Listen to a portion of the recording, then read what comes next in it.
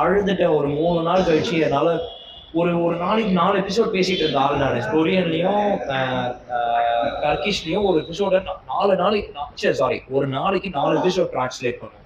இது ஒரு நாளைக்கு 2 எபிசோட் தான் டிரான்ஸ்லேட் பண்ண முடியுது. எனக்கு ஒரு டெட்லைனா வச்சுட்டாங்க. 10 டேஸ்க்குள்ள இதை முடிச்சாகணுங்கிற மாதிரி.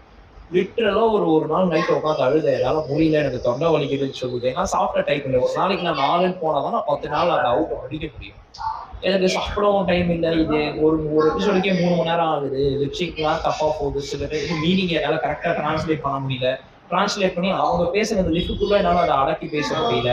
ஸோ நிறைய கன்ஸ்ட்ரெயின்ஸ் இருந்தது. சம்மாட்ட இது பிரச்சனை இருந்தது. ஆனால் அதே same time practice makes a man perfect தான். அதுக்கப்புறம் கொஞ்சம் கொஞ்சமா வளர்த்துக்கிட்டேன். But initially Chinese was very tough. ரொம்ப கஷ்டமா இருந்தது. பட் அதே சமயம் ரொம்ப ஈஸியா இருந்ததுன்னா டர்க்கிஷ். டர்க்கிஷ் வந்து நம்ம ஒரு சீரியல் மாதிரி ஒரே நாளாகிய 2-3 முறை பேசி